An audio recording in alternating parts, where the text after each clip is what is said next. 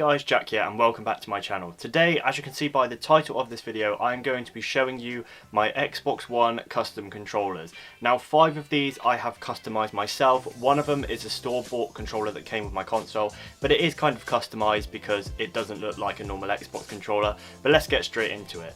Basically, I've been really interested in revamping old controllers, broken controllers, trying to fix them and make them new. Basically, it's revamping it so that it stops it from getting chucked away, and then you can revamp it, fix it, make it work, and it just makes you feel awesome because you've made something work that was originally broken.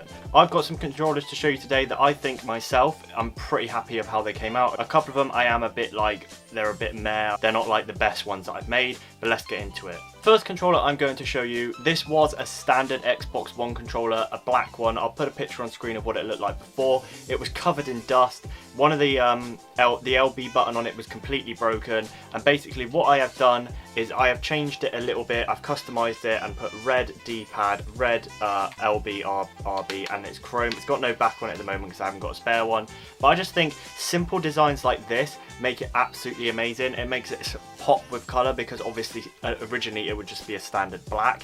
These parts did actually come with like an A, B, Y, X and start and all these, and these are extra buttons. But I just think make it more simple. It stands out more rather than having it all red or everything red, because it just gives it that little pop of color and makes it interesting to look at. So that's the first one. I think I did mess up on this one a little bit. I think the LB on this red bit is snapped because I snapped it trying to put it on. I think I've got some footage of me putting the bits onto this, so I'll put that in the corner of the screen, like picture in picture kind of thing. Just of a little slideshow or a little video of me putting it together. It probably took me about 20 minutes to figure out how to put everything together. The hardest part for me to put on was the Xbox home button, and also in my opinion that's the part that I don't like the most, because you can't tell when your Xbox is connecting, because on the original one it's transparent, you can see the light coming through, whereas on this one you can't, so you have to basically eyeball it and a little bit of light comes through the bottom. So in the future when I do controllers like this, I will not be putting the red bit on, just because I feel like it looks better without. The second controller I have to show you guys was actually the first custom controller that I ever did. I basically watched a tutorial on someone making a custom controller and they showed this style. Really liked it and wanted to try it myself, so I bought the kit for it, and that is a standard Xbox controller, but it is see-through. You can see all the circuitry inside. It actually does come with a see-through back bit, but I've replaced it because I've got chargeable back. I've got like wireless back controllers, so I've changed it. But yeah, I really do like this design because you can see all the circuitry inside. It works really well for the vibrating bits as well because you can see them spinning round. I just think it's a really simple design that is really effective because you can see all the circuitry inside. I've probably said that a million times, but I just think it makes it stand out, as all these customized parts do. This was probably one of the ones that I'm most proudest of, but it's the simplest design to make because you just have to change the parts on it, and it's as easy as that. The next controller I have to show you guys has a minimal bit of detail on it, but it actually does make it look really nice. Now, when I first bought my Xbox is the Halo Edition one. It came with a controller, and the LB and RB on that controller were completely grey. I basically went out and bought just a normal Xbox controller. All these controllers, by the way, were non-functioning. I bought them all off eBay. They had parts not working, vibrating wheels on the bottoms broken, or they had the LB or RB snapped off or something like that. They were really easy fixes and minimal price, so I thought, why not buy them, customize them, revamp them into something better than they already were before, and then they're like refurbished and I can use them to my heart's content or sell them on. So this is what the controller looks like now. It just looks like a standard Xbox One controller. But if you don't notice, the top bits here are a lot lighter grey to say, I don't know if I've got one with a standard bit on it, but to a standard Xbox controller, they're more like dark black rather than grey. So these top bits are grey, and then I've also just added the blue circle, because if you look on the Halo controller, which I'll put a picture on screen, it has that blue D-pad on it, so I just swapped them over. And I think the little bits of colour you put on the controller really make it pop. If you overcrowd it, it will just look horrible, and I think the more simple the design, the better it looks in my opinion. Now this is the controller that I was talking about that isn't really customised, but I have kind of changed the controller a little bit because it's on a different shell, and that is the Xbox Halo Edition. This is the one that came with my console. The actual part to this D-pad is the only part that's changed. It is supposed to have this part, and I think obviously, as you can see the difference, one's grey, one's black. These, basically, if you reverse these over, these grey bits are supposed to be on here, and the red and this blue bit here is supposed to be on here. That's the only two things that's changed. I've swapped them over just because I think this looks more stealthy because it hasn't got the vibrant colour of the blue on it. It looks like a lot better. I do like the blue design of the Halo. That's mainly why I bought the console, because it was cheaper, and I don't really play Halo, but I like the design of the controller and the console, and also the console makes certain noises when you turn it on and off. But I just think the simpler the design, as I said before, it makes it look a whole lot better. I do prefer this D-pad here than the light blue one on this controller.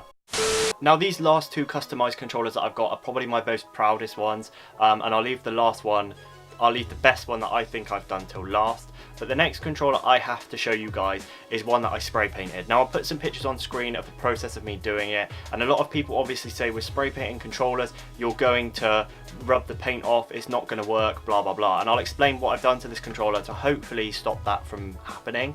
Basically, if you read through comments of people when they've customized controllers, they've splattered paint all over their controllers, made it look absolutely sick in my opinion. But the real bad thing about it is that once you're playing with your controller, it's inevitable that your hands are going to sweat, or it's going to get moisture into the controller, and the paint will just smear or rub off. Now, with this, I don't really use this spray painting controller as much because I haven't done what I want to do to it yet to be able to use it frequently. But I decided to go for a metallic gold controller. I spray painted the back. I spray painted the front plate. The back looks exactly the same as a normal controller would, just a black standard. I may change a few things on it, but all I've basically done is got this frame and spray painted it metallic gold. What I done first was I gave it a base coat of white and then went over the top in gold. Now, there is a part on this controller, I don't know if you can see it, I'll try and focus it, but honestly, I'll probably put like a little picture in the corner of it because I can't get it to focus. But basically, there's a little splodge in this corner here where I was spraying it, the paint came out a bit too much and it splodged on it. And then when I tried to scrape it off when it was dry and go over the top, it left the mark, but it's very minimal. You would not notice it if you were just playing and holding your controller. Now, the reason that the paint comes off on these is because of the moisture, but if you put a coat of lacquer spray over the top, hopefully that holds out the moisture. I haven't done that with this controller yet, that's why I said it isn't finished. But if you put a coat of lacquer over the top, basically that blocks out the moisture from your hands and everything else. Well, your hands, because that's the only thing you're going to be playing with. But yeah, it locks out the moisture from your hands and it will keep the controller in a nice condition and the moisture won't take the paint off. So I'm hoping that's going to happen, but as I said, I don't know when I'm going to spray that. Now, this is the last controller that I've got to show you guys, and in my opinion, it's not the best one I've done, but I think it's the best looking one. It didn't turn out the best compared to everyone else, but hey, this is the one that I use the most. Now, this controller I vinyl wrapped. Now, you see a lot of cars being vinyl wrapped. I watched a lot of videos by Yanamize who wrapped cars in vinyl and things like that, and they look sick. And I thought, you know what? I customize controllers. I'm just going to give it a try on a controller. If it turns out rubbish, it turns out rubbish. If it turns out cool, it turns out cool. So I bought a vinyl wrap, and it was sugar candy, like skull kind of things, and it looked really cool. I've got a video on screen of me putting it on, and it took absolutely ages. I bought the correct tools for it as well. But I went ham on this design. I tried to make it look as cool as possible. A couple of things went wrong, but hey, that's what happens in life. Now, the controller looks like this, and you can see it's very like shiny, which is what I like about it. From a distance back here, you wouldn't notice any faults with it at all, but I'll put some pictures on screen of some of the faults.